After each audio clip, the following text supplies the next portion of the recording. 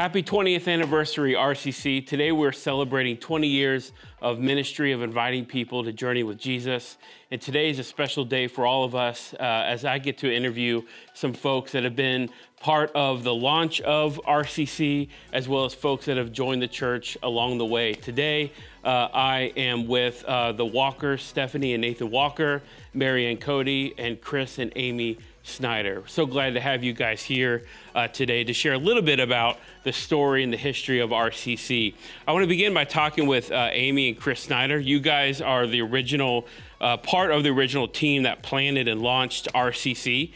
Talk to us about what God was doing in your life and in your marriage 20 years ago that would compel you to move to New England and plant this church.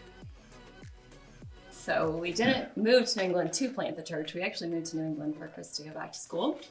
He was working on his master's degree at UNH. But we have both been a part of church plants before our move here. I had done a year-long internship, and Chris had been on staff at a church plant. And both of those churches were young. We weren't part of the initial launch, but they were still in the portable phase, in and out of movie theaters, high schools, things like that. So we had done portable church, new church.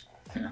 And that was the reason for our move here, was Chris going back to school, and then we were invited to come on staff once we had moved here.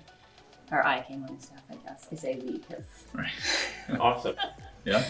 I got the paycheck, but Chris was right there with me the whole time. Sure. So what's it like to plant a church, raise a young family, and try to balance like all of those at once? Well, I guess my gut reaction is there's really balance is a tricky word. Sure. It's just you're all in it, right? Yeah. And when a church is young, like RCC was, originally Rising Sun, way back when, we didn't have children. We made that transition as a family a few years into that journey. But Amy jokes about how she made the paycheck, but it's just we're always a team, and it was. When I worked in ministry previous to moving here, it was the same way. When I was in youth ministry, she was right there alongside of me in that journey too. So it just, in our minds, the church was just part of what our life included, whether that was, volunteering, setting up, all that kind of stuff. So it was just, Amy was part of the children's ministry, and I just felt like that was my ministry then, was to partner with her in whatever way I could. Yeah, I think we were only portable with one infant in arms. Right. By the time our second came along, we had gotten into the first building that we renovated. Yeah. So, what were some of your favorite memories and relationships that were formed in the early years of launching RCC?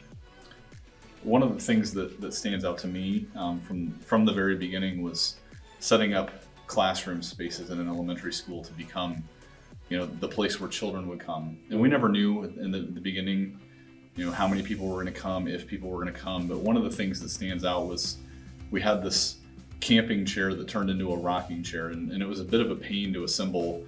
And for weeks, months, we didn't have an infant that was coming to church that we knew was going to be there. But in my mind, every time that I'm setting up this chair, as tedious as it was worth it, because we always lived with kind of that expectancy that today might be that day that for the first time we're going to have a need to have a rocking chair in our nursery, because some family with a baby was going to come and want to experience what RCC was all about. And you ask about relationships, and those early families then were, for us, there weren't a lot of young kids in the beginning. We had way more elementary kids than we did young kids when the church first started, until all of the young couples are, we had two small groups probably full of us dinks, didn't have any kids yet, but as we also were having kids, that was the family ministry. So, and those couples that came early on, and we all had our families together, and we raised our families together, and we're sending our kids off to college together. It's kind of crazy that that's happening. But some of those Dillaways, the Gagnons, LaGrasses came as a dating couple. We were part of their, part of their wedding, and then their boys coming along. The Olsons started when their older two were young, and then those are some of the relationships that we've really enjoyed over the years, and it's kind of crazy that some of them have stuck as long as they have. Yeah. Awesome. Thanks for sharing a piece of your story. Mary Ann, you've been at RCC for a while, you and your late husband, John. Tell us how you heard about the Rising Sun Rockingham Christian Church and what your first experience was like attending RCC. Well, John and I had a difficult beginning to 2003. And he decided that it was time for a change. So his sister, Phyllis McCarthy, and his brother-in-law, John, and his niece, Carol Greenfield, and her husband were coming to Rising Sun Christian Church. They were part of the beginning in 2001, 2002. So I met him in the parking lot at Salem High School.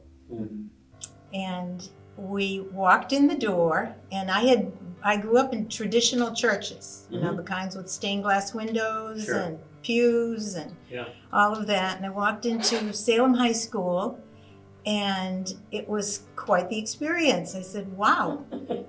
There was a platform, and Billy and Amy Petty were doing the music, and we sat down, and John's brother-in-law and sister were there, and Tom Palmer was the pastor, and he gave a great sermon. The music was wonderful, and I was quite impressed with the first experience. Being at Salem High School in the cafeteria was unusual, but that was just because they had been meeting at North Salem Elementary, but they were washing the floors at North Salem Elementary, so they had to move to Salem High School. You also have been part of our prayer ministry at RCC for some time. Tell us a little bit about why that ministry is important to you and how it's been important to the life of our church here at RCC. The prayer ministry actually was started before I got involved in it. I had stepped back from getting involved with much of anything other than the food pantry. And at that time, Tom Gertz had come on to the staff, and Jackie Shamshoyan was the one, I believe, who started the prayer ministry, and she moved away. And Tom asked me if I would be willing to take it over. And so it was in actually 2006. October 1st of 2006 was when I took over the prayer ministry. Oh wow, so 15 years. Wow. 15 years this year. And it's wonderful. I mean, to see people trust us with the deepest needs in their hearts, and know that we have the opportunity to share it with people. Yeah, thank you for sharing with us, Marianne. I know it's been a blessing for a lot of folks at RCC throughout the years. Nathan and Stephanie Walker are here. You guys are relatively new to RCC. Probably been coming as long as I've been here. Tell us a little bit about how you found us and sort of what that first experience was like for you and your family. So we've been coming probably, I'd say almost 3 years. And we moved up here from Georgia. And we had a good church home in Georgia, and it took us a little while to find that place. And then coming up here, looking for a church in New England was a little different. In Georgia, you could throw a rock and hit a church. So we explored a lot of churches in the area. Finding the right church home was very important to both of us. There are a lot of things that were important to us in a church that we're looking for. We took the search very seriously. We visited, I don't even know how many churches a lot of churches. We have visited a lot of churches. His dad's a pastor, and he actually recommended a church that we go, that he had someone who knew was preaching at, and we had dates in our phone being like, we'll visit this one next week, and if we'll see how it goes, and then if not, we'll go to that one the following week. And so the one that his dad had actually recommended was the week after RCC, and we got here, and I looked at Nate and I was like, not going next week. And he was like, really? Like, we're good? And I was like, this is it. This is church home. Like, there was just this sense of feeling here that we had found it, that we were done looking, that it, like, no matter what, just that, like, overwhelming sense of church home, that's what we had here. So awesome. So why is it important for a young family to make church a priority for you guys? Having a church to raise our family in, it was never really an option in my mind not to have a church home, you know.